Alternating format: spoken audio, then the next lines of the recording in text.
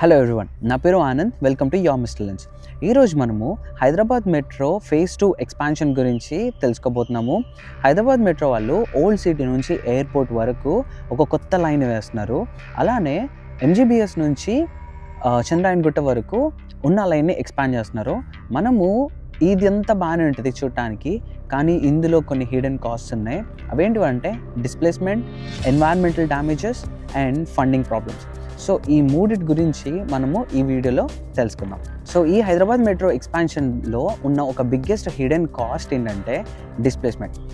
ఈ Hyderabad metro expansion ఒక 76.4 కిలోమీటర్స్ని యాడ్ చేస్తుంది. అట్ ద సేమ్ టైం 54 స్టేషన్స్ని యాడ్ చేస్తుంది.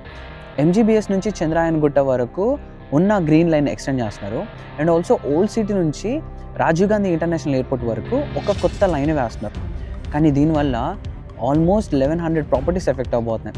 హైదరాబాద్ ఎయిర్పోర్ట్ మెట్రో లిమిటెడ్ వాళ్ళు ఆల్రెడీ 800 ప్రాపర్టీస్ని అక్విజిషన్ కోసము మార్క్ చేసి పెట్టారు. దీని వాల్యూ సుమారు 1000 కోట్లు ఉంటుంది, 1000 crores ఉంటుంది. 160 crores కొంతమంది ఓనర్స్కి పే చేశారు. కానీ ఇది కేవలం 30% మాత్రమే పే చేసినట్టు. 30% ఆఫ్ ఓనర్స్ మాత్రమే ఈ కాంపెన్సేషన్ని రిసీవ్ చేసుకున్నారు. మిగతా 70% మెంబర్స్కి ఇంకా రాలేదు. ఇది దీని యాక్చువల్ రియాలిటీ. మీరు అలా మండీ రోడ్ దగ్గర ఒక షాప్ కీపర్, అంటే ఒక వ్యాపారి, తను బట్టల షాప్ నడుపుతా ఉన్నాడు. తను 20 years నుంచి నడుపుతున్నాడు. కానీ ఇప్పుడు తన ఉన్న ఆ షాప్ అక్విజిషన్లో భాగంగా వాళ్ళు ఇప్పుడు ఆ షాప్ తీసేయాల్సింది.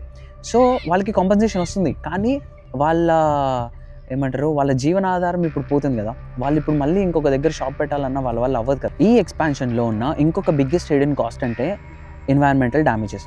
ఎందుకంటే ఓకే, మనకి మెట్రో రావడం వల్ల మనకి నిజంగా చాలామందికి యూస్ఫుల్. కమ్యూట్ చేసేటప్పుడు ట్రాఫిక్ చాలా తగ్గుతుంది, అదంతా ఓకే, దట్స్ ఫైన్.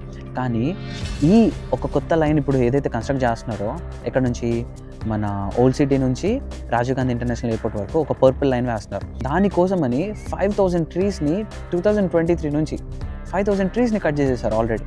ఇవన్నీ చిన్న ట్రీస్ కాదు, ఆల్రెడీ కొన్ని దశాబ్దాల నుంచి, కొన్ని డెకేడ్స్ నుంచి అవి ఉన్న trees, banyan trees, neem trees, వాటిని పడగొట్టేశారు. దీన్ని కాంపెన్సేట్ చేయడానికి మన తెలంగాణ గవర్నమెంట్ ఆల్రెడీ 1,00,000 ట్రీస్ని, 1,00,000 ప్లాంట్స్ని ప్లాంట్ చేద్దామని చెప్పేసి దాన్ని కాంపెన్సేట్ చేయడానికి అనుకున్నారు. అందులో ఆల్రెడీ 20,000 మొక్కల్ని నాటారు. కానీ ఈ ఎకలాజికల్ బ్యాలెన్స్ రావడానికి ఒక 20 to 30 years పడుతుంది. అట్ ద సేమ్ టైము ఇది జస్ట్ రాయి పేర్చుకుంటా కట్టేయడమో, లేకపోతే ట్రాక్ వేసుకుంటా వెళ్ళిపోవడమో కాదు. దీనికి డబ్బులు చాలా ఇంపార్టెంట్. మనీ కదా, ఏది చేసినా మనీ కోసమే, ఏది చేసినా మనీ ద్వారానే. సో ఇందులో బిగ్గెస్ట్ ఒక ఫండింగ్ ప్రాబ్లం కూడా ఉంది. టోటల్ అసలు ఈ ఫేజ్ 2 ప్రాజెక్ట్ ఖర్చు ఎంత అంటే 24,000 crores. ఇందులో ఒక 7,000 crores స్టేట్ గవర్నమెంట్ భరిస్తే, ఒక 4,000 crores వచ్చేసి మన సెంట్రల్ గవర్నమెంట్ భరిస్తుంది. అంటే స్టేట్ గవర్నమెంట్ 30%, సెంట్రల్ గవర్నమెంట్ 18% భరిస్తుంది. మిగతా అదంతా కూడా బయట నుంచే తెచ్చుకోవాలి మనం. సో మనము ఈ మిగతా అమౌంట్ కోసము ఇంటర్నేషనల్ బ్యాంక్స్ నుంచి మనం తెచ్చుకుంటాము. JICA జపాన్ నుంచి, అలానే ఏషియన్ డెవలప్మెంట్ బ్యాంక్, ADB అంటారు. సో దాని నుంచి మనము ఈ ఫండ్స్ని తెచ్చుకుంటున్నాం. ఈ లోన్స్ ఏవైతే ఈ బ్యాంక్స్ నుంచి మనం తెచ్చుకున్నామో అవి ఆల్రెడీ డిలే అయినాయి. ఈ డిలే వల్ల ఈ ప్రాజెక్ట్ ఏదైతే ఉందో అది ఆల్రెడీ 6 months లేట్ అయిపోయింది. కానీ అట్ ద సేమ్ టైమ్ ఈ హైదరాబాద్ మెట్రో వల్ల 15,000 జాబ్స్ ఆల్రెడీ క్రియేట్ అయినాయి. ఇంజనీర్స్ని చూడండి, అక్కడ పనిచేసే వాళ్ళని చూడండి, వాళ్ళందరికీ జాబ్స్ క్రియేట్ అయినాయి. కానీ నిజాంపేట్ దగ్గర చూసినట్లయితే ఈ మెట్రో కన్స్ట్రక్షన్ వల్ల అక్కడ డ్రైనేజ్ సిస్టమ్ అనేది సరిగ్గా లేదు. ఎప్పుడన్నా కొంచెం వర్షం పడినా కూడా అది వెంటనే ఆ వాటర్ వచ్చేసి వాటర్ లాగింగ్ అయిపోయి పిల్లలు స్కూల్కి వెళ్ళాలనుకున్నా ఈ విషయం అన్నింటిలోనూ వాళ్ళకి ప్రాబ్లం అవుతా ఉంది. కానీ మెట్రో బెనిఫిట్స్ మాత్రము అన్డినయబుల్, దాన్ని మనము ఎవరు కాదనలేము. 5 లక్షల మంది మెట్రోలో ప్రతిరోజు ట్రావెల్ చేస్తున్నారంటే నమ్ముతారా? 2028 లోపల 7 నుంచి 8 లక్షల వరకు, 2030 కల్లా 12 లక్షలకి చేరుకోవచ్చు అని చెప్పేసి ఎస్టిమేట్ చేస్తున్నారు. సో మీరేమనుకుంటున్నారు? హైదరాబాద్ మెట్రో వల్ల యూజ్ ఉందా లేదా?